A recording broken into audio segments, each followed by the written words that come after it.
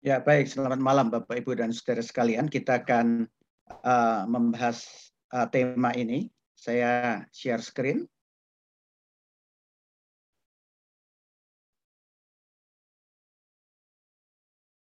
Bisa muncul ya? Bisa muncul? Bisa, Halo? Pak. Bisa. Bisa muncul, Om. Ya, oke. Tadi ya. Itu saya mau tanya.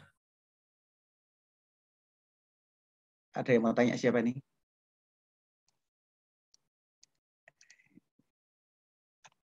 Ya, oke. Bapak, Ibu, dan saudara sekalian, tema kita adalah secara lengkap sebetulnya bisa kita sebut sebagai misteri kehidupan setelah kematian, ya. Ada misterinya, harusnya tambahan begitu, ya.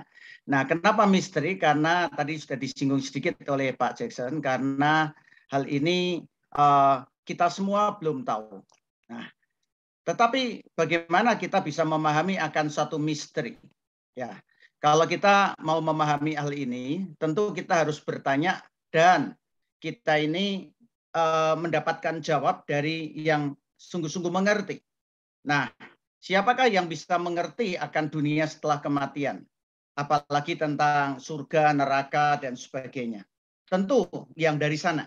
Sebagaimana firman Tuhan mengatakan di dalam Yohanes 3, hanya yang dari sana yang bisa menerangkan. Yaitu Allah sendiri, ya, dengan kebenaran firman-Nya. Maka dalam pembahasan ini, untuk menyingkap misteri kehidupan setelah kematian, mau tidak mau, dan yang paling akurat bisa dipertanggungjawabkan adalah kalau kita membuka dan mempelajari akan firman Tuhan. Maka inilah juga pentingnya kita mengadakan pemahaman Alkitab atau webinar semacam malam ini. Bapak, Ibu, dan Saudara, misteri kehidupan setelah kematian, ya. Di dalam webinar ini kita akan membahas mempelajari misteri kehidupan setelah orang meninggal atau mengalami kematian. Yang kedua, mengetahui kebenaran firman sekitar hal kehidupan setelah kematian dan menjawab beberapa pertanyaan seputar kematian. Nah, gambar di bawah screen yang saya bagikan, ini adalah satu kondisi kehidupan atau tahapan-tahapan manusia mulai bayi akhirnya mengalami kematian. Tapi gambarnya sampai masa tua. Tetapi kenyataan bisa kematian itu menjemput bukan ketika setelah tidak berdaya dalam usia lansia, tetapi dalam waktu muda, bahkan anak-anak bisa terjadi. Nah, biasanya saya kalau memang ada waktu, itu akan meminta untuk di-sharingkan apa itu alam baka menurut kebanyakan orang. Lalu pengalaman kehadiran dalam kematian anggota keluarga atau kerabat yang saudara lihat itu apa? Apa yang Anda perhatikan di dalam upacara kematian yang dibuat oleh keluarga yang ditinggalkan? Terus apakah menurut Anda ada sesuatu yang aneh di dalam upacara tersebut? Nah, biasanya lalu kemudian sharing pengalaman, mencatat hal-hal penting, dan kemudian membuat pertanyaan-pertanyaan atau mengumpulkannya. Nah, malam ini saya akan merangkum atau membuat apa yang biasanya ditanyakan dan apakah itu kehidupan setelah kematian untuk kita semua. Pertama-tama kita harus mempelajari, kalau mau tahu mati, apa itu kehidupan dulu, yaitu yang sekarang kita jalani. Kalau kita bertanya apakah kehidupan itu sendiri, Kejadian 2 ayat 7 menerangkan, ketika itulah Tuhan Allah membentuk manusia dari debu tanah dan menghembuskan nafas hidup ke dalam hidungnya. Demikianlah manusia itu menjadi makhluk yang hidup. Bapak Ibu, kita perhatikan, ya, kapan manusia itu hidup? Yaitu saat Tuhan memberikan nafas hidup, memberikan roh, manusia itu menjadi makhluk hidup. Asal mulanya adalah dari debu tanah. Tapi kalau debu tanah tidak diberi hembusan nafas, tidak diberi roh oleh Allah, ya, biasanya orang juga menyebut roh dan jiwa kehidupan itu, ya. Tapi manusia dicipta bukan hanya dengan jiwa, kehidupannya adalah juga dengan roh. Jadi manusia menjadi makhluk yang hidup karena Tuhan memberikan roh dan jiwa dalam kehidupannya. Nah, sekarang apa itu kematian?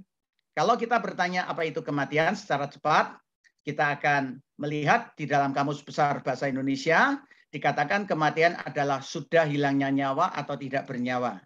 Kemudian tidak hidup lagi, ya. Nah, kalau secara medis itu sebetulnya bukan hanya sekedar pernyataan kehilangan nyawa atau tidak bisa hidup lagi, tetapi secara medis diterangkan bahwa jantungnya tak berdetak lagi itu baru dikatakan mati. Ya, atau batang otaknya mati. Jadi ada saat kadangkala ini yang juga saya hadapi beberapa kali mendampingi orang-orang yang dalam keadaan keluarganya mengalami kecelakaan ataukah sakit atau jatuh dan sebagainya. Orang itu tidak berdaya. Sebetulnya dia sudah mati batang otaknya, tapi jantungnya masih kelihatan ada suatu gerakan atau suatu ritme. Nah, tapi dokter mengatakan batang otaknya sudah mati, itu sebetulnya sudah mati.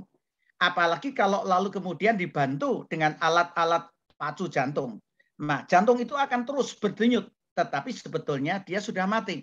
Ketika alat pacu dicabut, ya jantung berhenti, maka game over, semuanya selesai begitu. Atau dua-duanya, ya. Tetapi secara medis salah satu tidak berfungsi sebenarnya sudah masuk di dalam kematian begitu. Itu yang ada di dalam dunia medis.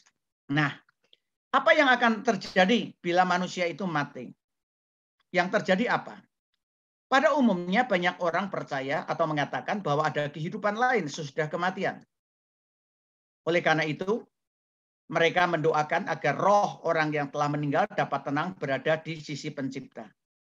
Lalu kemudian, tetapi apakah benar hanya dengan didoakan roh orang yang meninggal itu dapat istirahat dengan tenang, lalu kemudian seperti yang diharapkan, seperti yang diharapkan tentunya oleh yang hidup maupun yang mati itu ketika dia masih hidup mengharapkan bisa masuk ke tempat yang nyaman, yang baik, atau ke surga, atau ke tempat-tempat yang dikatakan ya semuanya dalam keadaan tenang dan damai sejahtera.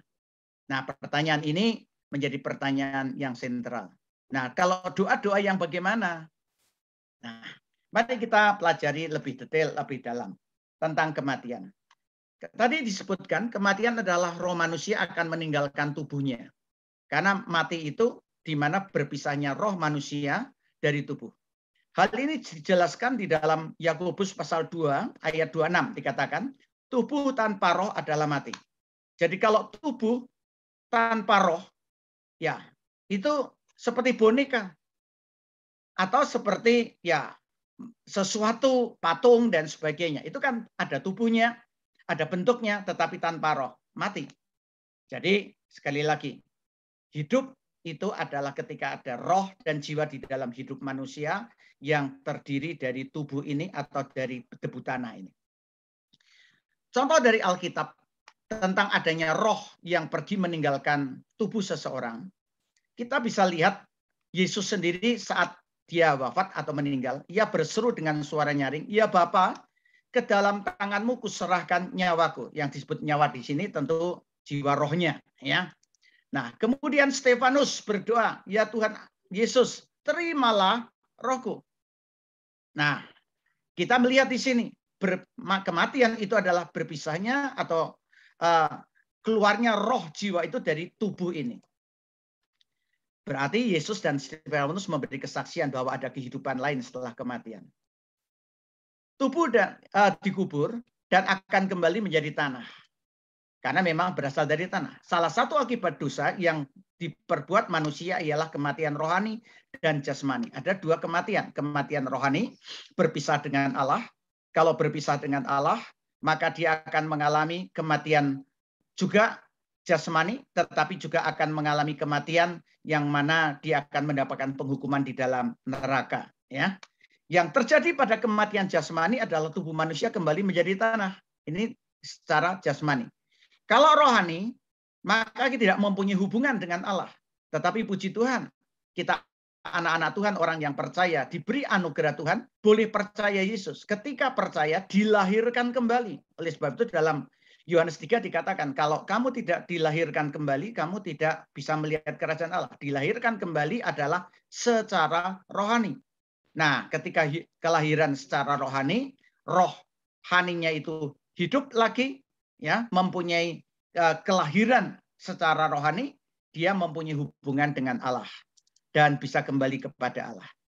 Nah, Firman Tuhan juga mengatakan dengan berpeluh engkau akan mencari makanmu sampai engkau kembali menjadi tanah. Jadi Bapak Ibu, kita hidup di dalam dunia ini memang harus berjerih lelah, ya. Nah, mencari makan dan sebagainya, berpeluh, kerja dan seterusnya sampai engkau kembali menjadi tanah. Jadi ini sudah dikatakan oleh firman Tuhan sejak manusia jatuh dalam dosa. Karena dari situlah engkau diambil, kita debu tanah. Sebab engkau debu tanah, engkau akan kembali menjadi debu tanah. Suatu saat karena manusia telah berbuat dosa, mengalami kematian rohani jasmani, sekalipun rohaninya sudah dilahirkan kembali, tetapi kematian jasmani akan dialami oleh setiap orang. Tetapi ada pengecualian. Kalau Yesus datang kedua kali belum mati, maka dia tidak akan mengalami kematian yang kedua kalau sebagai anak-anak Tuhan. Tubuh akan kembali menjadi tanah. Ya, apakah ada lebihnya raga tubuh manusia jika dibandingkan binatang? Kalau demikian, kan sama-sama semuanya dari debu tanah. Kita pengkhotbah mengatakan begini dalam pasal 3 ayat 19. Karena nasib manusia adalah sama dengan nasib binatang. Nasib yang sama menimpa mereka. Bagaimana yang satu mati, demikian juga yang lain. Kedua-duanya mempunyai nafas yang sama.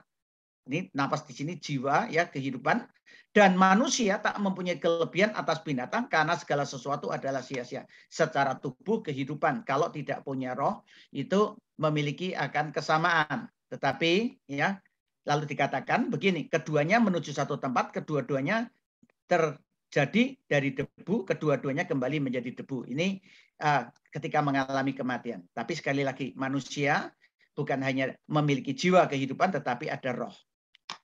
Sekarang kita kembali kepada tubuh yang dikubur akan kembali menjadi tanah. Ya, lebih dalam lagi. Hal yang sama juga dijelaskan di dalam Mazmur 19 ayat 3. Engkau akan mengembalikan manusia kepada debu dan berkata, kembalilah hai anak manusia. Jadi kodrat atau memang kondisinya kembalilah manusia itu kepada debu. Pengkhotbah pasal 12 ayat 7. Debu kembali menjadi tanah seperti semula dan roh. Nah, ini sekali lagi bahwa manusia itu memiliki roh, kembali kepada Allah yang mengaruniakan. Kalau tubuh kita dari debu akan kembali menjadi debu, jasmani ini. Tapi roh kembali kepada Allah yang mengaruniakan. Jadi roh itu memiliki kekekalan. Tubuh memang akan mati dan akan menjadi tanah. Perlu kita perhatikan. Roh kembali kepada Allah yang mengaruniakan untuk ditempatkan ke tempat yang sudah disediakan baginya oleh Tuhan. Karena ini kekal. Ya. Di mana pertanyaannya?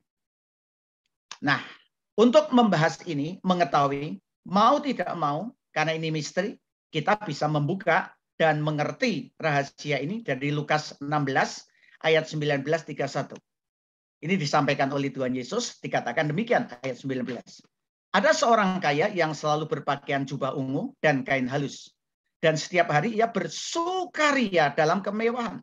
Dan ada seorang pengemis bernama Lazarus, badannya penuh dengan borok, berbaring dekat pintu rumah orang kaya itu. Dan ingin menghilangkan lapar dengan apa yang jatuh dari meja orang kaya. Malah anjing-anjing datang dan menjilat boroknya.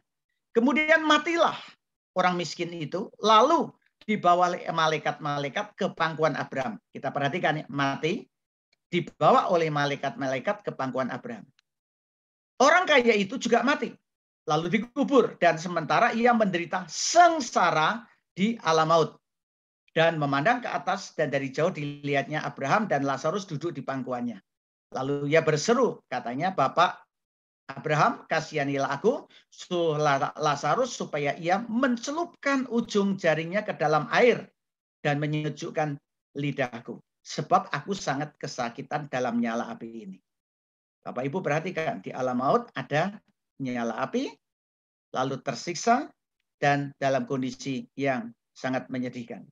Ayat 25, tetapi Abraham berkata, anak, ingatlah bahwa engkau telah menerima segala yang baik sewaktu hidupmu, sedangkan Lazarus segala yang buruk. Sekarang ia telah mendapatkan hiburan dan engkau sangat menderita. Selain daripada itu, di antara kami dan engkau terbentang jurang yang tak terseberangi. Ada pemisah. Supaya mereka yang mau pergi dari sini kepadamu atau mereka yang mau datang dari situ kepada kami tidak dapat menyeberang. Kata orang itu, kalau demikian aku minta kepadamu Bapak supaya engkau menyuruh dia ke rumah ayahku. Ini sebetulnya Bapak itu ini suara khotbah dari kubur ya. Jadi ada orang-orang yang menderita di alam maut itu kalau boleh jangan keluarganya itu masuk ke dalam alam maut mengalami penderitaan seperti dia karena dia sudah kadung ya. Tapi kalau dijawab, sebab masih ada 5 orang saudara suku supaya ia memperingati mereka dengan sungguh-sungguh agar mereka jangan masuk kelak ke tempat penderitaan ini ya. Nah, ini merupakan berita dari alam maut. Mereka mengatakan supaya yang percaya yang masih hidup itu kalau bisa tuh mendengar kabar jangan sampai mereka masuk menderita seperti mereka. Tetapi kata Abraham, ada pada mereka kesaksian Musa dan para nabi, baiklah mereka mendengarkan kesaksian itu. Jadi di sini kita mendapatkan keterangan selanjutnya. Jawab orang itu, tidak Bapak Abraham. Tetapi jika ada seorang yang datang dari antara orang mati atau mereka akan bertobat. Kata Abraham kepadanya, jika mereka tidak mendengarkan kesaksian Musa dan para nabi, kebenaran firman Tuhan, mereka tidak juga akan mau diyakinkan sekalipun oleh orang yang bangkit dari antara orang mati. Jadi ternyata ada jawaban. Orang mati itu nggak perlu bangkit untuk menceritakan itu. Cukup mereka itu dari kebenaran firman Tuhan. Nah, kalau dibuat skema Bapak Ibu, saya kasih gambar skema yang sederhana. Kehidupan dunia digambarkan adalah kehidupan ada 2 sisi. Satu, kehidupan dunia yang sini saya gambarkan gambar memang orang mabuk ya, atau minum-minum dan sebagainya. Artinya hidup dalam dosa. Sedangkan yang satu hidup setelah percaya dan ditebus dari dosa, dia menyembah, mencari kebenaran firman Tuhan. Kalau kita melihat di dalam Injil Lukas tadi, kalau dia mati yang tidak percaya Tuhan, maka dia masuk ke alam maut. Disebut dengan jelas alam maut tempatnya. Di mana ada penderitaan, kesusahan, ya, penghukuman di situ, suasana neraka ada di situ. Sedangkan kalau orang yang percaya atau orang yang menyembah Tuhan, mencari kebenaran, percaya pada kematian, kebangkitan Kristus, dia masuk ke satu tempat yang Tuhan sediakan. Pangkuan Abraham, itu dipakai istilah. Tapi pangkuan Abraham ini dijelaskan dengan lebih detail oleh Lukas 23 ayat 42. Yesus sendiri berkata, dia ada di Firdaus. Di mana ayat ini menulis Firdaus, nama tempat ini, yaitu ketika Yesus sendiri disalibkan, di sisinya ada 2 penjahat. Yang satu percaya mengatakan, yang satu tidak percaya lalu menghujat, tetapi yang satunya percaya mengatakan, ya Tuhan, ingatlah aku kalau engkau sampai ke kerajaan. Yesus berkata, hari ini juga engkau bersamaku di Firdaus. Hari ini juga, bukan 3 hari lagi, bukan seminggu lagi, bukan nyatus dino lagi, nyewu dino, tetapi hari ini juga engkau bersama aku di Firdaus. Nah, apa sebenarnya yang terjadi jika seorang itu mati? Nah, kita melihat roh manusia itu akan meninggalkan tubuhnya. Ya, dalam Lukas tadi kita melihat ada kehidupan lain setelah kematian. Roh manusia itu meninggalkan tubuhnya, pergi ke satu tempat lain. Orang itu yang kaya, bukan karena kekayaannya, tetapi karena tidak percaya, tidak mencari kebenaran, maka masuk ke alam maut namanya. Dan Lazarus yang digambarkan sebagai orang percaya ke pangkuan Abraham. Ini sebagai catatan kita. Alkitab menyingkap rahasia dunia orang mati secara jelas. Perjanjian lama dikatakan kematian adalah tempat di mana roh orang mati berada, disebut sebagai dunia orang mati. Perjanjian lama. Perjanjian baru, Yesus mengungkapkan dunia orang mati dengan lebih jelas lagi. Bagaimana hal ini? Mari kita simak lebih lanjut dan lebih detail. Perjanjian lama. Demikian juga dengan ayat-ayat yang ada dalam Bilangan 16, lalu kemudian Ayub, Yesaya, dituliskan keterangan-keterangan yang sebagaimana di bawah ini akan saya uraikan secara lebih cepat. Ya. Dunia orang mati disebut sebagai bagian bumi yang paling bawah. Bumi yang paling bawah. Nah, ini ditulis dalam Mazmur 63 dan Efesus 4 ayat 9. Keadaan dunia orang mati adalah sebagai berikut. Gelap gulita. Ayub mengatakan, Orang mati itu bungkam, tidak bisa ngomong, tidak bisa berbicara, tidak bisa menyampaikan sesuatu. Puji-pujian berhenti, putus hubungan dengan Tuhan, tidak ada pemberitaan firman lagi. Jadi kalau mau dengar firman, ketika kita masih ada di dalam dunia ini. Ya. Kemudian, Perjanjian Lama menuliskan roh orang yang telah meninggal seringkali disebut sebagai berada di dunia orang mati, sebagai lawan dunia orang hidup, di mana kita hidup sekarang ini. Dunia orang mati ini selalu digambarkan berada di bawah. Ini dalam dunia Perjanjian Lama. Ya, mati disebut Sheol dalam bahasa Ibrani atau Hades bahasa Yunani. Contoh Yakub, aku akan berkabung sampai aku turun mendapatkan anakku ke dalam dunia orang mati. Dikatakan turun, bukan naik ya, turun ke dalam dunia orang mati.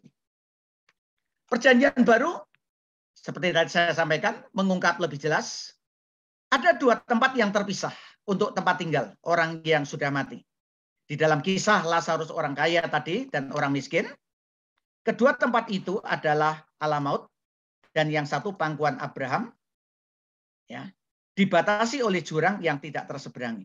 Jadi nggak ada hubungan satu dengan lain dan tidak bisa satu dengan yang lain untuk pindah tempat.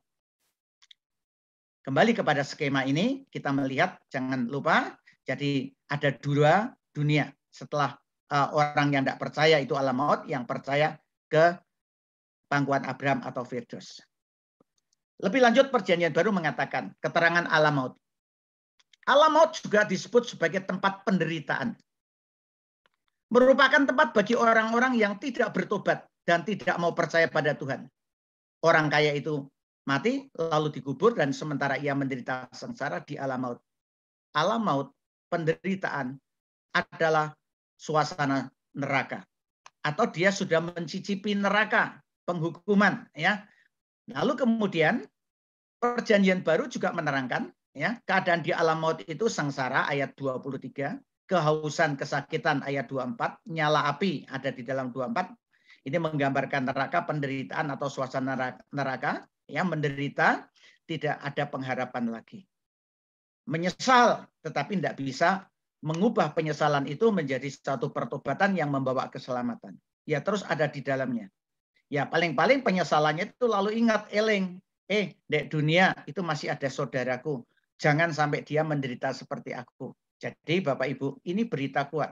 Kenapa kita harus memberitakan Injil? Kenapa kita harus membawa jiwa-jiwa itu datang pada Tuhan supaya selamat? Karena kalau sudah mati, kecewa, tidak bisa dia untuk merubah kondisinya. Mau ngomong ya nggak bisa. Tapi orang yang di sana, ini misteri kehidupan orang mati yang di alam maut, mereka kepingin mau supaya keluarganya itu selamat. Keluarganya itu bukan masuk dalam penderitaan, tetapi masuk di dalam sukacita bahagia. Di Firdaus. Ya. Alam maut bukan neraka. Bapak Ibu, kenapa saya tulis bukan neraka, melainkan tempat tinggal, penampungan sementara bagi roh orang-orang durhaka yang telah mati sebelum mereka diadili pada hari penghakiman besar atau kedatangan Kristus nanti. Ada konsep orang mengatakan, ya mati langsung masuk surga atau masuk neraka. Nah, kalau itu langsung masuk surga dan neraka, lalu mosok keluar lagi dari surga neraka, kayak jedul-jedul begitu, lalu ke penghakiman, lalu balik lagi. Tetapi kalau kita melihat mendapat pencerahan dari kitab Wahyu 20, nanti Bapak Ibu baca ya, ini karena tidak ada waktu lagi. Wahyu 20 ayat 12-15. Itu dikatakan ketika penghakiman itu lautan maut dan sebagainya, neraka mengeluarkan atau memberikan yang jadi orang-orang keluar dari situ untuk dihakimi. Demikian juga tentunya yang ada di Firdaus itu mendapatkan menghadap Tuhan, tetapi kapan? Nanti kita akan melihat ya bagaimana kondisinya. Apakah saat penghakiman atau sebelumnya? Hingga sekarang dan seterusnya setiap orang durhaka akan mati, roh yang berada di alam maut atau kerajaan maut ini.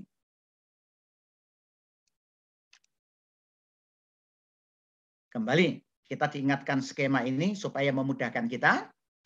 Perjanjian Baru mengatakan pangkuan Abraham, yaitu satu tempat di mana orang-orang beriman akan berada.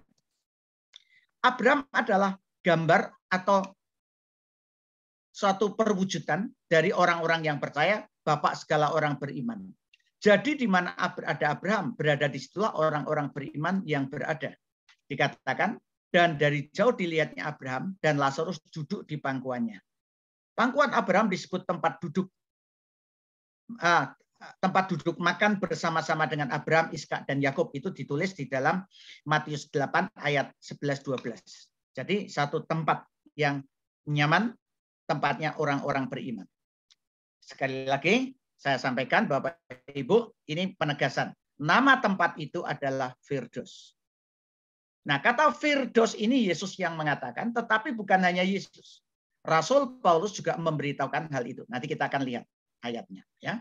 Nah, keadaan Firdaus lebih dahulu kita akan lihat. Damai sejahtera, tidak menderita susah, tidak sakit, tidak menderita. Ya, yang tempat yang disediakan Tuhan. Dalam Yohanes 14 ayat 2.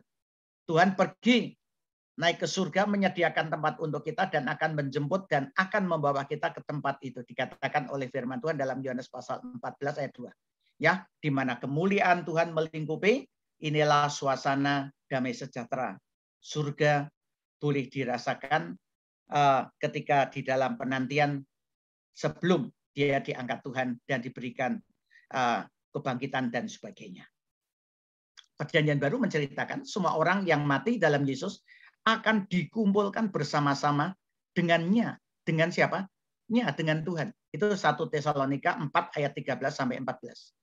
Jadi, tidak gentayangan. Orang yang sudah mati dikumpulkan bersama-sama dengan Tuhan. Puji Tuhan. Inilah sebabnya kekuatan. Kenapa kita orang yang percaya tidak takut mati? Karena mati pun itu sukacita, bahagia. Itu tidak menakutkan lagi, tapi dikumpulkan bersama dengannya, di mana di tempat yang Tuhan sediakan damai sejahtera dan seterusnya. Di dalam 2 Korintus 12 ayat 2-4 dalam penglihatan Rasul Paulus. Ini bukan Paulus ngalamin sendiri ya. Vision, penglihatan.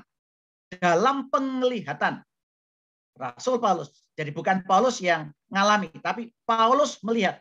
Aku tahu tentang seorang Kristen 14 tahun yang lampau. Orang itu tiba-tiba diangkat ke tingkat yang ketiga dari surga. Aku juga tahu tentang orang itu. Ia tiba-tiba diangkat kemana? Ke Firdaus. Paulus memakai tempat dunia orang mati yang percaya Firdaus. Ia mendengar kata-kata yang tak terkatakan dan tidak boleh diucapkan manusia. Nah, ini mungkin yang disebut sebagai bahasa roh di sana atau bahasa surgawi, ya. Ya, ini yang dikatakan sehingga itu yang mendengar dikatakan ia mendengar kata-kata yang tak terkatakan. Tidak bisa kita pahami. Tapi yang jelas kita melihat ada suasana damai, sukacita, kebahagiaan yang ada di situ.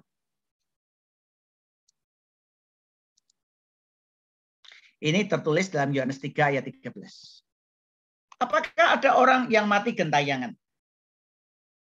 Roh orang mati dikatakan dalam Ayub pasal 7 ayat 9-10. Sebagaimana awan lenyap dan melayang hilang, demikian juga orang yang turun ke dalam dunia orang mati tidak akan muncul kembali. Kenapa tidak muncul kembali? Karena tadi kita tahu, sudah mendapat jawab. Yang tidak percaya, ada tempatnya langsung begitu mati, tidak usah gentayangan, tapi dia masuk ke alam maut. Yang percaya Tuhan, dia tidak usah nunggu kapan-kapan yang lama atau waktunya bertahun-tahun, berhari-hari, tapi hari ini juga atau saat ini juga, saat orang itu meninggal, dia masuk ke Firdaus. Ia tidak lagi kembali ke rumahnya dan tidak dikenal lagi oleh tempat tinggalnya. Jadi tidak usah khawatir, tidak usah takut.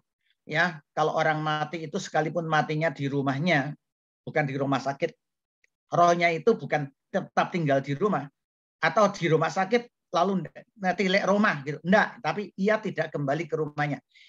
Bapak Ibu, ada orang mengatakan, loh, rasa-rasanya kok ada rohnya masih di sini. Itu kan perasaan kita.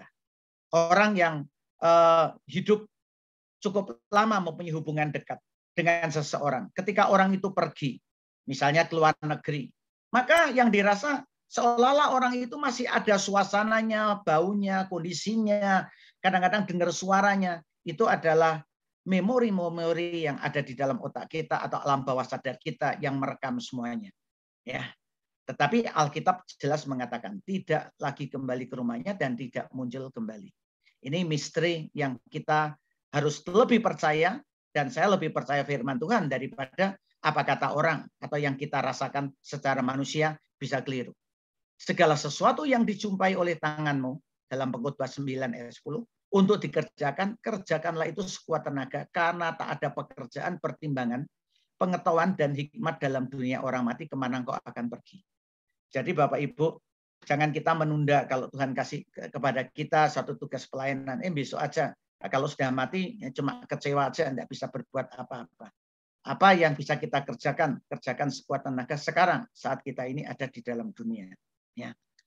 Nah, apakah ada orang mati itu gentayangan? Di dalam Pengkhotbah 9 ayat 5-6 dikatakan, karena orang yang hidup tahu bahwa mereka akan mati. Kita tahu. Semua orang tahu, ya, percaya tidak percaya Tuhan tahu akan mati, tetapi orang mati tidak tahu apa-apa, tidak bisa merubah lagi kondisinya, ya, tak ada upah lagi bagi mereka, bahkan kenangan kepada mereka sudah lenyap.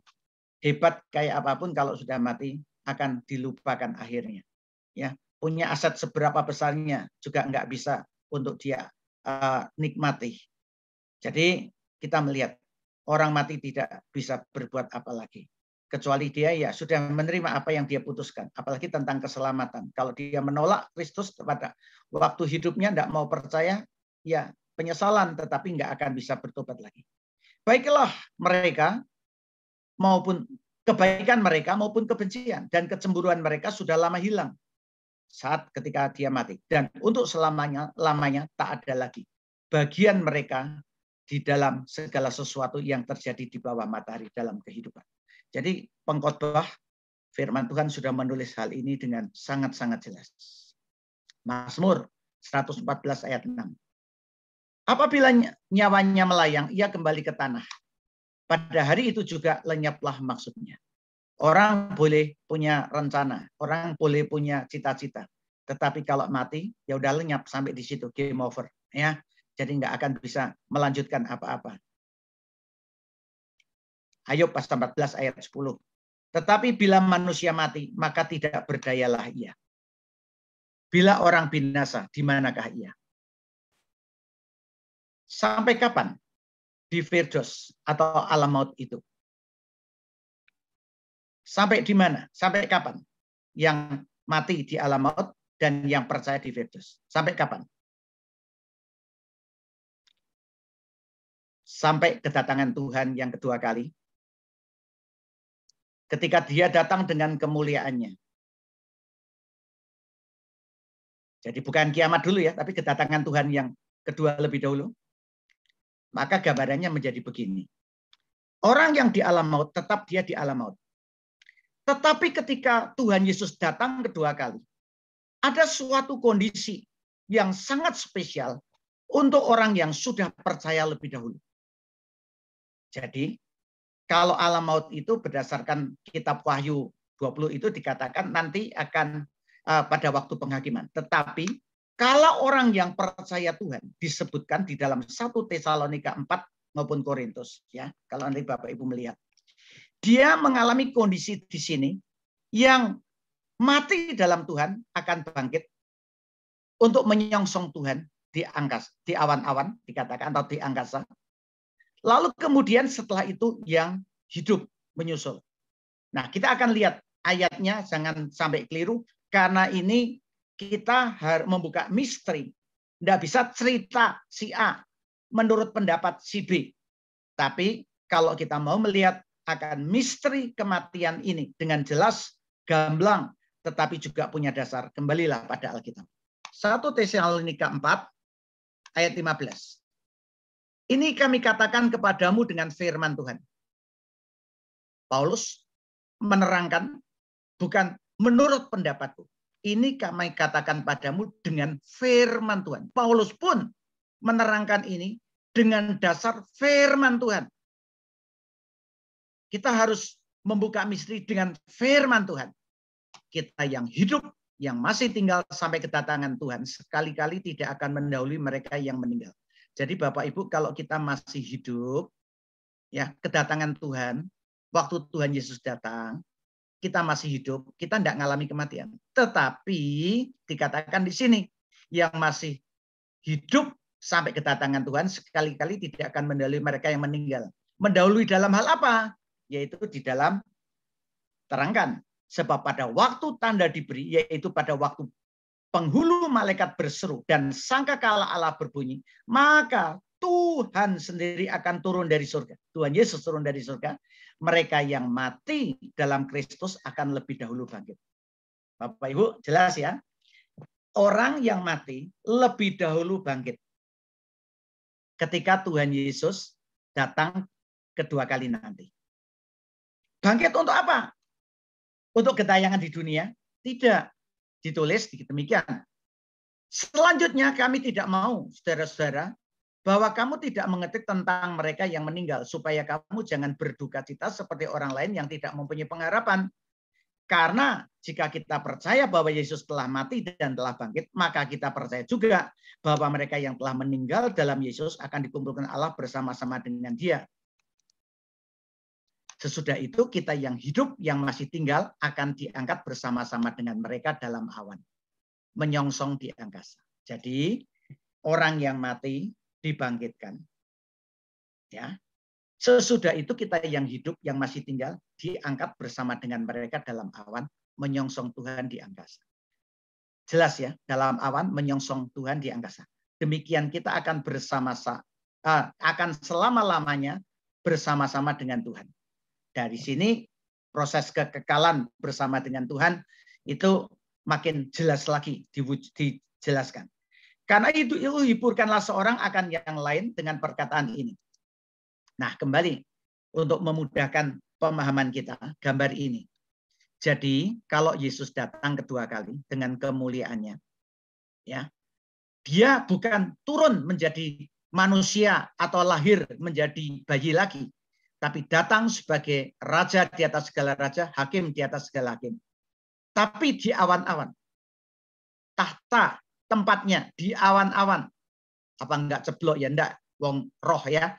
Lalu kemudian orang yang mati dibangkitkan dulu, bangkit, lalu dia mendapatkan tubuh surgawi dan dia naik ke awan-awan, ya. Yang kita yang hidup ini juga akan bersama-sama naik ke awan-awan, memuji Tuhan bersama-sama dan seterusnya. Bapak Ibu, tentang kerajaan 1000 tahun, apakah lalu setelah itu kerajaan 1000 tahun, ini saya tidak perlu bahas malam ini, karena ini perdebatan panjang ya tentang 1000 tahun. 1000 tahun itu ada yang menyebut amil, premil maupun postmil. Ada yang mengatakan kerajaan 1000 tahun itu ya dalam dunia ini sudah terjadi atau sebelum Kristus atau setelah. Nah ini tidak terlalu, bagi saya ini nggak terlalu menjadi fokus yang terlalu penting. Karena apa? Yang terpenting itu malah apakah kita selamat. Kalau kita sudah selamat, tidak perlu takut. Mau kapanpun kerajaan 1000 tahun itu yang kenyataannya, karena para teolog sampai hari ini juga belum ada kesependapatan. Ya, nah yang terpenting kita tahu mati itu kita itu akan masuk ke Vedos. Ketika Yesus datang, kita akan dibangkitkan. Kalau masih hidup, kita akan diberikan oleh Tuhan tubuh yang mulia. Jadi ini yang mati dengan tubuh kebangkitan, ya surgawi. Kalau yang ini tubuh mulia, naik ke awan-awan. Nah, tubuh rohani semuanya. Nah, kita akan lihat detailnya. Tubuh bangkit dengan tubuh apa? Ya, ini diterangkan 1 Korintus 15 ayat 42 sampai 44. Demikianlah pula halnya dengan kebangkitan orang mati. Yang ditabur dalam kebinasaan dibangkitkan dalam ketidakbinasaan. Ditaburkan dalam kehinaan dibangkitkan dalam kemuliaan. Ditabur dalam kelemahan dibangkitkan dalam kekuatan. Ini kebalikannya ya. Kebinasaan, ketidakbinasaan. Kehinaan dibangkitkan kemuliaan. Kematian itu dalam kelemahan, tapi bangkit dalam kekuatan. Terus, yang ditabur adalah tubuh alami. Yang dibangkitkan adalah tubuh rohani. Bapak Ibu, kita melihat jemaat. Dibangkitkan Tuhan itu bukan dengan tubuh kita yang lama ini. Ya, kasihan kalau ada orang yang misalnya, wah kondisinya, maafkan, permisi kata ya, tidak sempurna. Lalu apakah dia tidak sempurna selama nanti dalam kekekalan? Ingat, tubuh jasmani itu akan kembali menjadi tanah. Yang tidak sempurna itu akan hancur, kembali menjadi tanah. Tapi roh jiwa kita itu dibangkitkan dengan tubuh rohani. Tubuh yang baru.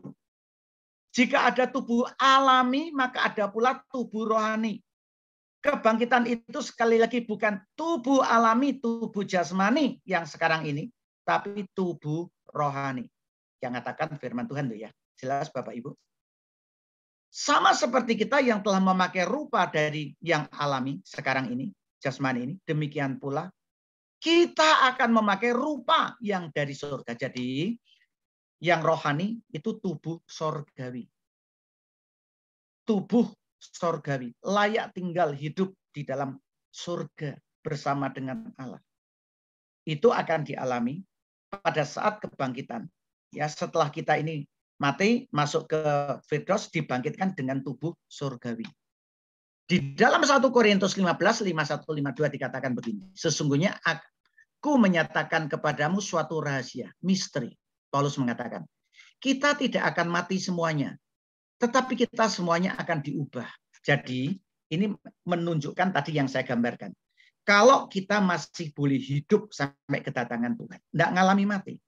Tapi sama-sama akan diubah. Yang sudah mati di dalam Firdaus, ya, suasana mengalami suasana damai sejahtera, tidak sakit, tidak menderita, diberi tubuh surgawi, dibangkitkan dengan tubuh surgawi, tubuh rohani. Yang masih hidup diubah dalam sekejap mata pada waktu nafiri berakhir, yang terakhir. Sebab nafiri akan berbunyi dan orang mati akan dibangkitkan dalam keadaan yang tidak dapat binasa. Dan kita semua diubah, kita semua yang masih hidup, atau kalau boleh masih hidup pada saat itu. Jadi yang masih hidup akan diubah, yang sudah mati dibangkitkan. Jelas ya Bapak Ibu? Jadi ini jelas sekali dituliskan di dalam firman Tuhan. Dari Firdaus dibangkitkan, atau yang masih hidup tidak perlu mati, tidak masuk Firdaus, tetapi sekejap saat itu juga. Sekejap itu berarti Bapak Ibu, baik yang di Indonesia, di Amerika, di Eropa, di Ukraina dan semuanya, ya kalau memang andai kata masih hidup dalam sekejap.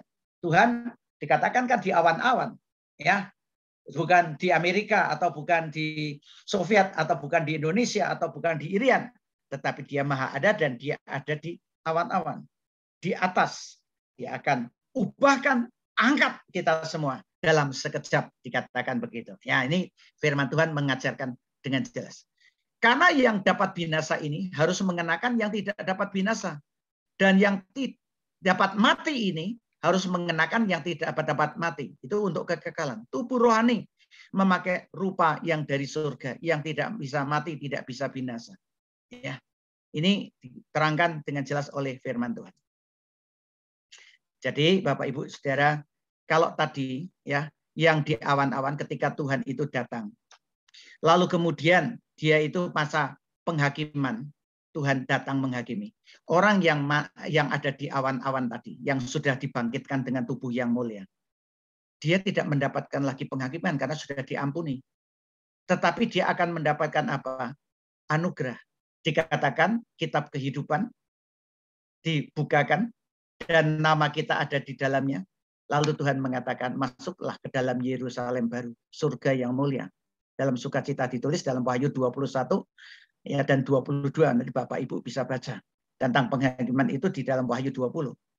Nah, setelah orang-orang yang percaya ini masuk ke dalam kerajaan surga atau Yerusalem baru, ya. Jadi dari Firdaus atau yang hidup di awan-awan bersama dengan Tuhan dalam waktu tertentu, kemudian masuk ke dalam Yerusalem yang baru, ya, anugerah. Sekarang tiba di dalam Wahyu 20 itu dituliskan, alam maut mengeluarkan, atau lautan maut mempersembahkan, ya, memberikan, dibukakan.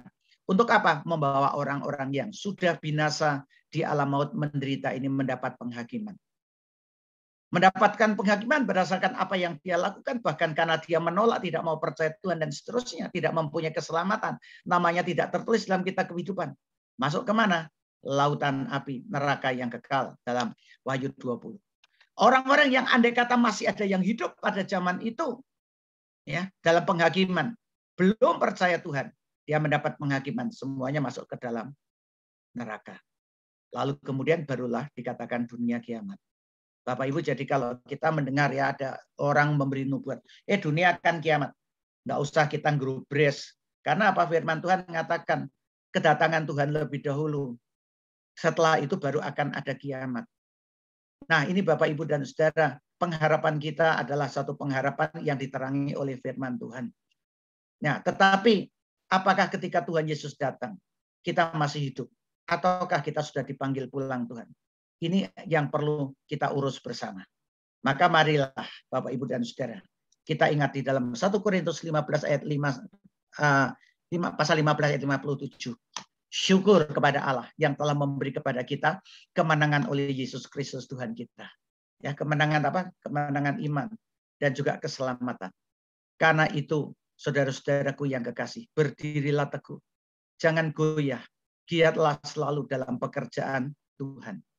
Kalau masih diberi hidup, giat selalu dalam pekerjaan Tuhan. Kalau masih diberi oleh Tuhan kesempatan hidup, kita tahu orang setelah mati tidak bisa pindah ke tempat. Ya, kalau dia sudah mati binasa di alam maut, apalagi kalau itu saudara, keluarga, atau teman dekat kita. Ingat, kesempatan ini adalah waktu hidup. Sebab kamu tahu bahwa dalam persekutuan dengan Tuhan jerih payahmu tidak sia-sia. Maka terus kembangkan dan terus setia untuk bersekutu kepada Tuhan, beribadah, dan kita mengasihi akan Tuhan.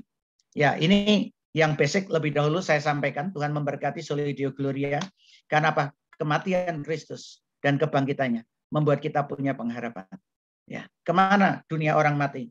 Orang yang sudah percaya Tuhan tidak perlu takut dan gentar. Karena orang yang sudah percaya Tuhan, dia akan masuk ke Firdaus. Atau kalau Tuhan Yesus datang kedua kali sebelum kita mati, kita akan diubahkan tubuhnya dan diangkat Tuhan bersama-sama ke awan-awan. Setelah dari awan-awan, dalam masa tertentu, kita akan bersama-sama mendapat anugerah. Nama kita tercatat dalam kitab kehidupan, dan kita akan masuk dalam surga yang mulia. Tapi menjadi keprihatinan kita untuk yang tidak percaya, mereka membutuhkan keselamatan. Ya, demikian saya sampaikan lebih dahulu. Pak Jackson, beberapa catatan mungkin kalau sudah ada, nanti kita akan bahas bersama. Oke, terima kasih Pak Peter. Sebuah penjelasan yang panjang dan komprehensif berkenaan dengan life after death, kehidupan setelah kematian. Terima kasih Pak Peter untuk pemaparannya. Saya membuka pertanyaan dari Bapak Ibu. Bapak Ibu yang ingin bertanya bisa langsung open mic, dan jikalau ada lebih dari satu orang, mungkin bergantian kita akan menanyakan. Baik, saya persilakan Bapak Ibu yang ingin menanyakan berkenaan dengan pembahasan tadi. Mungkin ada yang sesuatu yang baru pertama kali Bapak Ibu mendengar dan kemudian ingin mengkonfirmasi ulang, Bapak Ibu boleh menanyakan. Saya persilakan sekali lagi. Mari Bapak Ibu.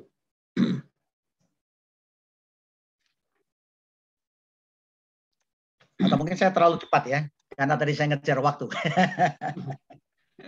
Saya bisa mencatat beberapa hal tadi pembahasan Pak Peter. Atau kalau silakan Bapak Ibu, ada yang ingin menanyakan sesuatu?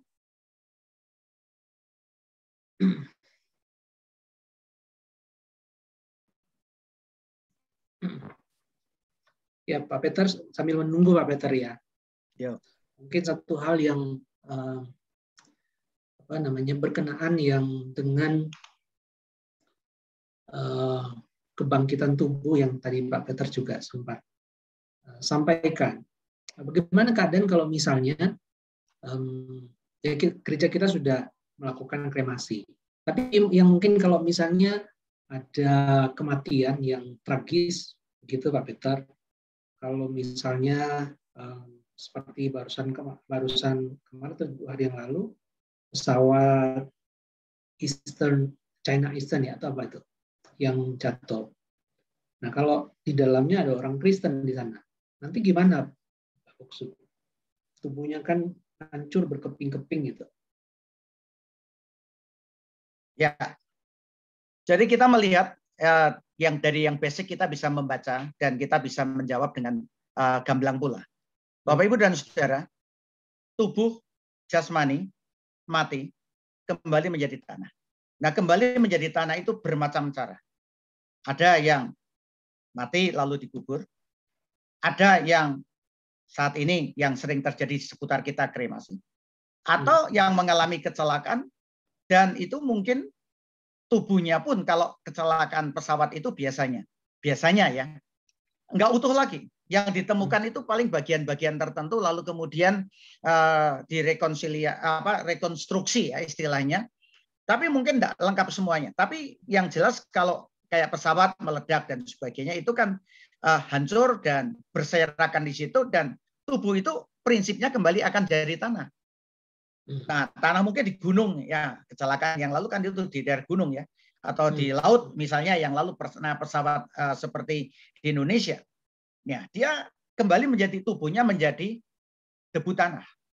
Ya, tanahnya bisa di laut, tanah dikubur atau tanah di gunung dan sebagainya. Tetapi kita tetap percaya kalau dia percaya Tuhan, jiwanya, rohnya itu saat itu juga dia tidak mengalami penderitaan, lalu tidak gentayangan, lalu cari siapa pilotnya, siapa yang menyebabkan pesawatnya meledak, gitu ya. Tapi yang jelas dia rohnya itu bersama-sama tinggal atau masuk ke Firdaus di mana Tuhan telah sediakan.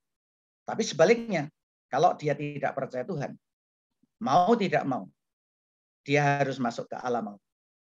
Karena itu tempat yang disediakan. Karena ketidakpercayaannya. Upah dosa ialah maut, masuk ke dalam kerajaan maut. Ya, tubuh kan kalau tadi disebutkan kebangkitan tubuh gitu. Tubuh kemuliaan yang dimaksudkan itu gimana, Boksu? Apakah tubuh kemuliaan itu tubuh dalam arti tubuh, jiwa dan roh sama seperti kita sekarang atau bagaimana, Boksu? Kan dalam dikenali ya. Kan ya, kita mungkin bisa kenali ya. Dalam 1 Korintus dikatakan bahwa dia akan diberi tubuh rohani, tubuh surgawi. Nah, kalau dari kisah Abraham Lazarus, bisa tahu namanya Bapak Abraham. Padahal Lazarus yang itu ya. Jadi ada suatu sukacita mengenal. Tetapi tentu sukacita itu sukacita bukan duniawi, lalu memikirkan lagi duniawi, tetapi sukacita surgawi. Yang dimana gambarannya seperti apa? Yang tak terkatakan oleh manusia. Ya, tapi ada sukacita yang memberi damai dan itu dianugerahkan Tuhan dengan limpah. Ya bayangannya kayak apa? Kita belum bisa bayangin sekarang. Ya, secara jujur. Ya, tapi Alkitab mengatakan itu dengan tubuh rohani, tubuh surgawi itu tubuh yang mulia. Kemuliaannya ya kemuliaan yang Tuhan beri dan tidak bisa sakit, tidak bisa menderita. Nah, kalau dikatakan tidak bisa sakit, tidak bisa menderita, coba kita bayangkan. Tidak sakit, tidak menderita kayak apa. Itu kan merupakan satu yang luar biasa bagi kita. Nah, kita tidak bisa bayangkan rasanya kayak apa. Tetapi itu anugerah terbesar yang merupakan bonus yang nanti akan Tuhan berikan ketika kita dibangkitkan dengan tubuh mulia atau tubuh surgawi. Atau diubah, kalau Tuhan izinkan kita tidak mengalami kematian, diubah dengan tubuh itu. Dan kita akan mengalami itu. Itu bonus kita nanti. Nah, bonus ini mesti ada sesuatu yang spesial. Ya, yang spektakuler, lalu kemudian juga yang Tuhan beri itu bukan yang ya biasa-biasa, tetapi yang luar biasa, yang tidak terkatakan ya ini. Kenikmatan yang seperti apa? Ayo kita nanti sambut ketika ketemu dengan Tuhan, ketika dalam kebangkitan. Iya. Nanti saya kalau masuk surga, Boksu, saya bisa kenali Boksu nggak ya? Insya Allah. Atau mungkin malah Pak Jackson karena melihat sahabat-sahabat dan yang lain nggak noleh ke saya lagi mungkin. Iya. Kan kalau tadi tentang Bapak Abraham itu kan berarti pengenalannya itu apakah pengenalan rohani atau pengenalan dalam bentuk mungkin bentuk fisik yang masih bisa dikenali gitu ya. Kayak saya usik untuk menanyakan ya. Nah ini juga Buksu, misalnya gini, ya kalau misalnya Buksu menikah beberapa kali begitu ya Buksu ya. Nah, itu nanti di surga itu nanti suami atau istrinya bagaimana tuh? Wah, ya menikah ya artinya bukan cerai sengaja lalu kemudian cari pasangan lagi lalu kemudian gitu ya. Istrinya banyak atau suaminya banyak ya, tapi pasangannya meninggal, maut memisahkan, lalu dalam kondisinya dia menikah lagi gitu ya Pak Jackson. Ya. Nah, di sana nanti istrinya yang mana gitu ya. Oke, saya akan jawab ini lewat kebenaran firman saja supaya jangan nanti keliru ya. Karena ini misteri juga loh ya. Bagaimana jika ada seorang yang menikah lebih dari sekali? Ini saya kasih judul. Begitu aja ya. Nah, coba ini. Mari kita baca di dalam Matius 22 ayat 23 sampai 33. Nah, cerita singkatnya nanti Bapak Ibu baca sendiri ya.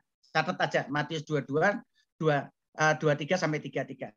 Tapi ayat 28 mengatakan ini seorang wanita punya 7 suami. Wah, luar biasa, bukan satu loh ya. 7 suami. Nah, lalu Yesus menjawab di dalam ayat 29 sampai 30, Yesus menjawab mereka. Kan ditanya, mana dari 7 suami itu yang menjadi suami nanti ketika kebangkitan ya atau di surga? Tuhan Yesus, ini yang jawab Tuhan Yesus, bukan yang lain. Kamu sesat sebab kamu tidak mengerti kitab suci. Nah, ini pahamnya kitab itu ini dikatakan kamu sesat sebab kamu tidak mengerti kitab suci maupun kuasa Allah. Karena pada waktu kebangkitan orang tidak kawin dan tidak dikawinkan, melainkan hidup seperti apa? Seperti apa? Malaikat di surga. Jadi kalau ada orang yang menikah, ternyata istri atau suaminya lebih dari satu, berbahagialah karena apa, di sana itu tidak ada lalu kemudian nanti aku yang istrinya yang pertama atau yang kedua yang lebih muda atau apa atau suaminya begitu ya. Tapi di sini dikatakan di surga itu bukan masalah kawin mengawinkan, tapi kita akan hidup seperti malaikat. Jadi tidak ngurusin lagi malah seks-seksan, masalah kehidupan yang seperti itu. Nah, ini menjawab sekalian sebetulnya Bapak Ibu. Kalau ada misalnya ajaran-ajaran tertentu, ya ini agama tertentu atau kepercayaan tertentu. Kalau nanti melakukan suatu tugas agama, lalu kemudian mati, di sana ada akan disambut dengan para bidadari sampai 1000 atau apa. Itu pikiran duniawi, pikiran manusia masih seks-seksan aja. Malah kenikmatan dunia yang dicari, dikejar. Tetapi Tuhan Yesus menjawab masalah setelah mati itu bukan masalah kawin mengawinkan. Tetapi di sana itu adalah hidup seperti malaikat di surga dalam kemuliaan dan tidak mikirin itu lagi. Tapi dalam kekudusan. Jadi jelas ya. Jadi mana yang jadi istri atau suaminya? Tidak usah mikirin masalah itu lagi. Tetapi semua bahagia sukacita di dalam, kalau semuanya percaya Tuhan, di dalam kerajaan surga. Oke, ini sebenarnya bukan soal nanti misalnya di surga mikiran seks Buksu. Mungkin mikir begini Buksu. Di dunia ini udah susah menikah dengan istri, ini masa di surga lagi tambah susah dengan istri yang sama gitu Buksu. Oh gitu ya. Nah, di surga kan dikatakan, firman Tuhan mengatakan, ini tidak usah di surga aja, di Firdaus saja sudah tidak mengalami susah penderitaan, tidak mengalami akan hal-hal yang seperti itu dan tidak perlu mikirin apalagi nanti di surga. Ya. Jadi ini kebenaran firman Tuhan, jawab Yesus yang mengatakan. Terima kasih Buksu. Sekali lagi Bapak Ibu yang ingin menanyakan sesuatu, mengganjel sesuatu yang dipikirkan, silakan ditanyakan langsung ke Pak Peter. Bapak Ibu boleh membuka mic, buka videonya, boleh. Oke Pak Setiabudi, silakan Pak Setiabudi, ada raise hand. Silakan langsung, Pak. Iya. Wah ini tempat saya nggak hujan pas nih. Suara saya kedengaran ya? Enggak ya? Kedengaran. Ya. Saya tahun 97 itu mami saya berpulang. Saya pengen tahu tentang hal ini. Saya dapat buku, lah buku itu saya simpan sampai sekarang. Bukunya kayak ini. Lihat Anda. Nggak kelihatan. Judulnya aja. Life Beyond Death. Karangan Norman Vincent Peale. Oh. Terkenal kan Norman Vincent. Nah, sudah lama saya baca ini, tadi sekilas-sekilas saya buka-buka lagi. Saya tuh mau cerita gini, Pak Peter.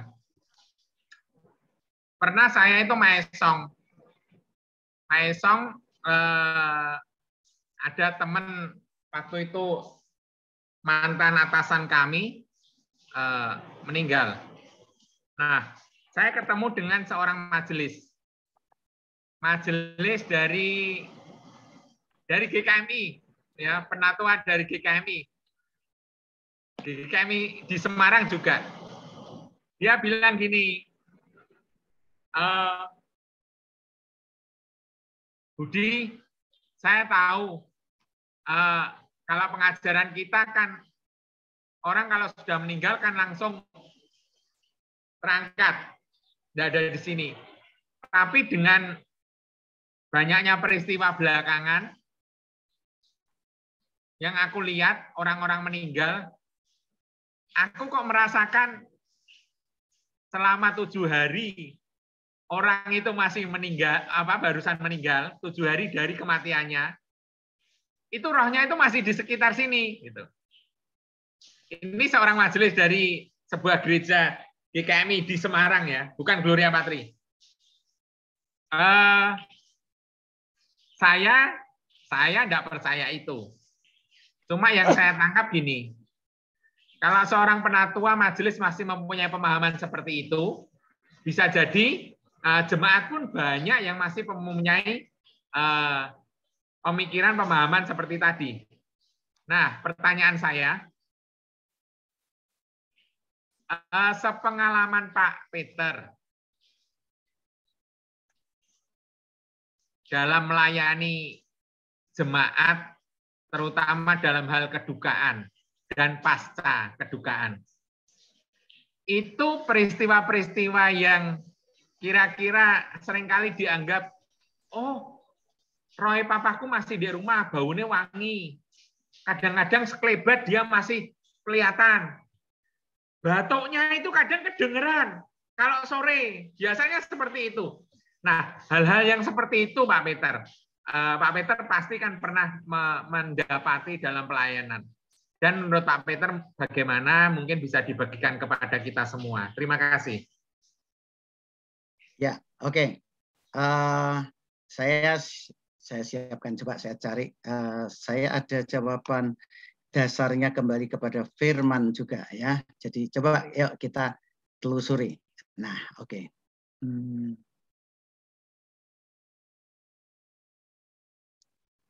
Ya, ini karena dari Pak Budi meminta supaya dari pengalaman ya. Nah, saya akan juga bahas ini. Bisakah orang mati itu kembali lagi? Nah, ini toh. Ini ya Pak Budi ya. Roh orang mati kembali ya. Atau orang mati itu gentayangan balik lagi. Masih ada di seputar rumah kita. Kedatangan arwah. Ini ya. Oke. Coba mari kita telusur sebentar. Ini saya harus kecilkan supaya saya bisa baca. Oke.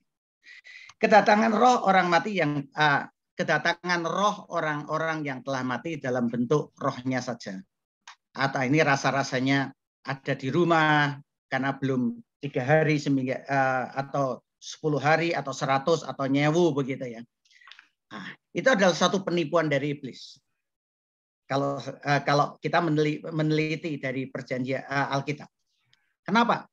Sebab dari Lukas 16 ayat 31 kita dapat simpulkan bahwa jika ada orang yang diizinkan Tuhan untuk datang ke dunia orang mati, maka hal itu akan dilakukan melalui suatu kebangkitan jasmani. Bukan hanya rohnya tok, tapi juga jasmaninya. Tidak hanya rohnya saja yang datang, kalau diizinkan. Ya, misalnya kita melihat Alkitab menyatakan kedatangan roh orang yang telah mati hanya melalui kebangkitan badan, hidup kembali secara jasmani. Anak janda Sarfat Tahu ceritanya ya, karena Pak Budi guru sekolah juga mesti paham. Anak perempuan Sunem, mayat yang dan kubur Elisa, anak kepala rumah ibadah, anak muda Dinain, Lazarus yang dibangkitkan itu, Dorcas, lalu Eutikus. Nah, semua itu mempunyai tubuh fisik, bukan rohnya gentayangan toh. Nah, firman Tuhan juga menegaskan bahwa roh orang yang telah pergi ke dunia orang mati tidak mempunyai urusan lagi dengan kehidupan dunia. Orang yang hidup tidak bisa di dalam dunia orang hidup dan tidak bisa datang kembali. Ini jelas. Dalam Ayub tadi dikatakan kalau dia pergi dia tidak berdaya, tidak kembali lagi ke rumahnya. Lalu Yesus sendiri mengatakan hari ini juga engkau bersama aku di Firdaus. Jadi tidak bolak-balik.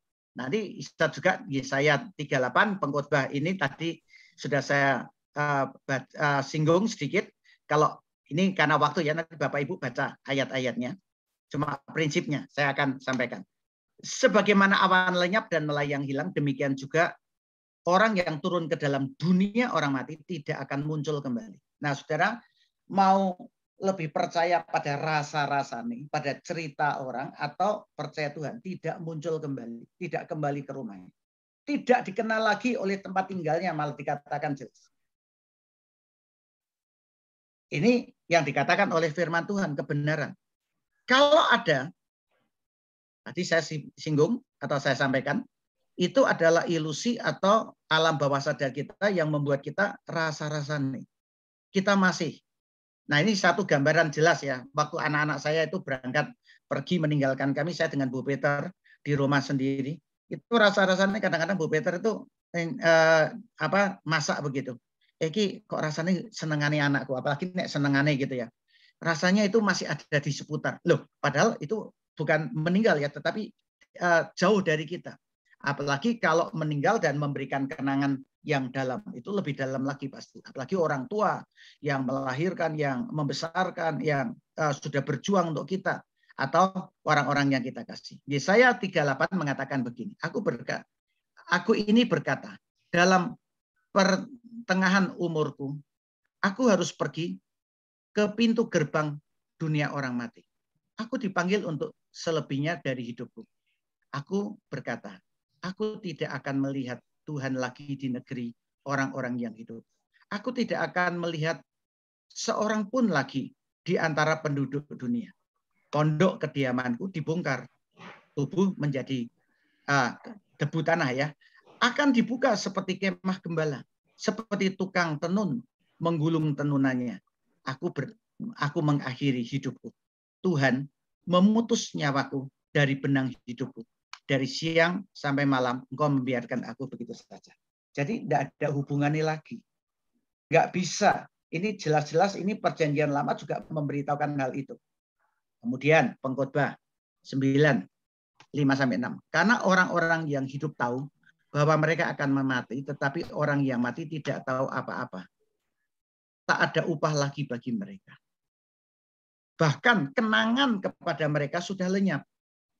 Nah, tadi mungkin masih ada kenangan memorinya, tapi dalam waktu yang masih pendek. Semakin hari semakin juga lenyap. Baik kasih mereka maupun kebencian, kecemburuan mereka sudah lama hilang.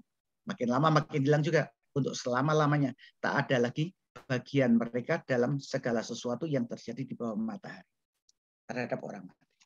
Ya, ini jawaban yang saya sampaikan sementara, Pak Budi. Jadi kalau dari dasar kebenaran firman kita tahu tidak ada kaitan lagi dan tidak bisa. Kalau misalnya ada perasaan-perasaan itu adalah perasaan-perasaan sugesti, perasaan-perasaan memori bawah sadar kita yang muncul. Oke. Gimana Pak Budi? Terjawab Pak Budi? Ya, saya percaya itu Pak.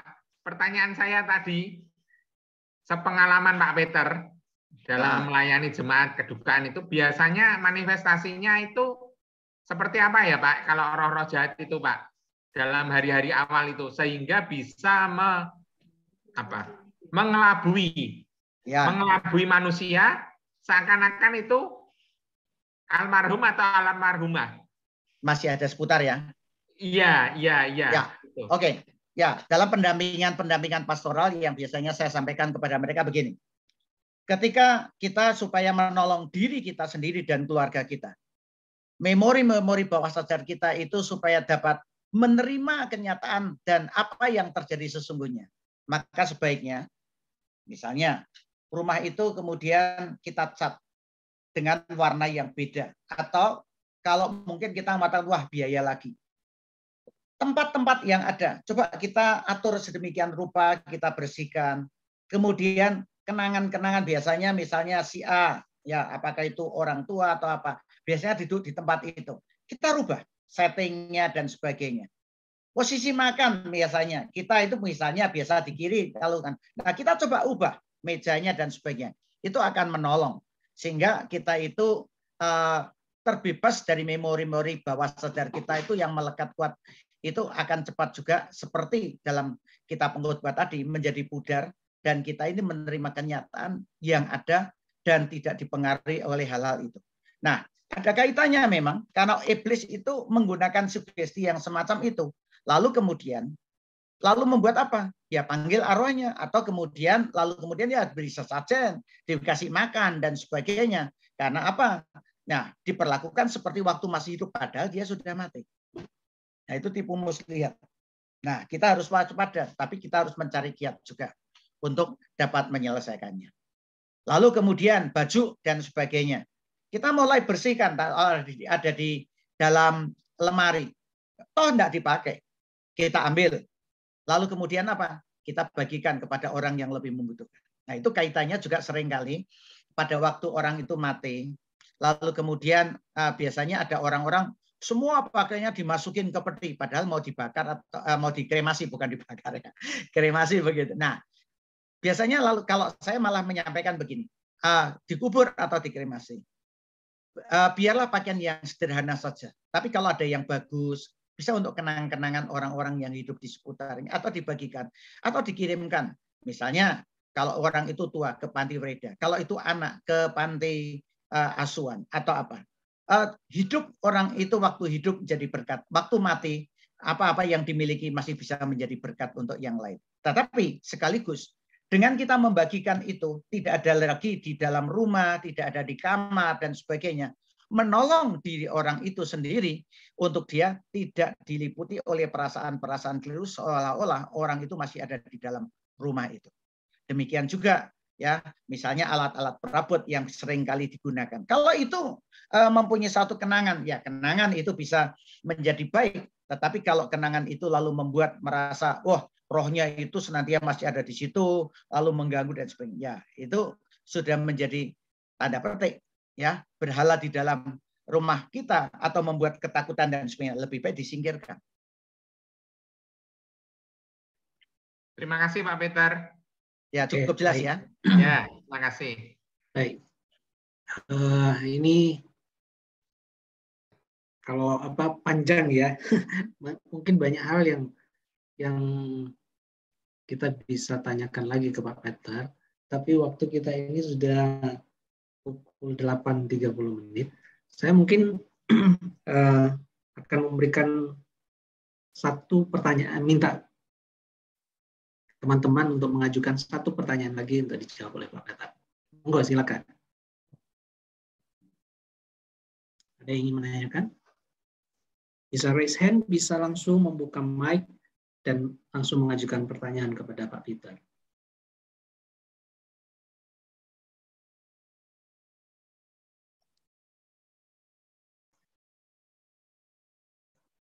Oke, tidak ada lagi. Ya, mungkin saya sampaikan kalau ada ya Pak Jason. Nah, Bapak Ibu, inilah sebetulnya betapa pentingnya pemahaman Alkitab atau Bible Study. Sehingga umat atau jemaat dan kita itu dilengkapi untuk mengerti sesungguhnya apa yang disampaikan oleh firman dan hidup di dalam kebenaran. Iman itu akan bisa kuat, kokoh, dan akan bisa kita miliki kalau kita ada di dalam kebenaran. Karena firman itu atau iman itu ada atau muncul atau tumbuh di dalam hidup kita ketika kita memahami, belajar, mengerti, dan melakukan firman. Ya, terima kasih sebuah closing statement yang tegas buat kita bahwa kita harus belajar, dan tentu sumber pembelajaran kita yaitu kebenaran firman Tuhan. Betapa pentingnya kita bergumul dengan firman Tuhan, betapa pentingnya kita menggali kebenaran firman Tuhan, dan juga hidup di dalam dan melalui kebenaran firman Tuhan. Sekali lagi kita terima kasih kepada Pak Peter yang sudah menyampaikan materi ini, materi yang sangat penting untuk kita ketahui, walaupun tentu tidak mudah untuk menghimpun, mengolah, dan menyampaikan kepada kita semua materi berkenaan dengan life after death ini. Mungkin kalau misalnya ada kesempatan, mungkin kita bisa menjadikan ini serial begitu ya. Nanti kita pikirkan setelah Departemen Pengajaran mempertimbangkannya. Sekali lagi terima kasih Pak Peter, Tuhan berkati. Ya, sama-sama, Tuhan berkati. Saya mempersilakan Pak Setiabudi bisa menutup kita. Pak Setiabudi bisa menutup acara webinar kita malam hari ini. Silakan. Mari kita berdoa. Bapa di surga, kami bersyukur untuk malam hari ini. Engkau telah melawat kami dalam acara webinar melalui hamba-Mu, Pendeta Emeritus Peter Hindarto. Terima kasih ya Tuhan, biarlah pemahaman yang kami dapat bisa menolong, memberikan kekuatan bagi kami, bahwa Engkau adalah Tuhan, bukan hanya ketika kami di dunia ini, saat kami jasmani kami hidup, tetapi setelah kami mati, Engkau tetap Tuhan dan pemilik kehidupan ini. Terima kasih ya Tuhan Yesus, Engkau memberkati Pak Peter dan keluarga, memberikan kesehatan, kebahagiaan buat Pak Peter dan Ibu Peter. Kami akan saling berpisah dalam acara webinar ini, biarlah berkat Tuhan dan rahmat Tuhan tetap tinggal atas kami semua. Di dalam nama Tuhan Yesus kami mengucap syukur. Amin. Amin. Baik, terima kasih Pak Setiabudi. Sekali lagi terima kasih Pak Peter. Terima kasih untuk semua jemaat yang sudah bergabung. Ya, kita ketemu lagi di webinar yang akan datang. Tuhan berkati. Ya, Tuhan berkati.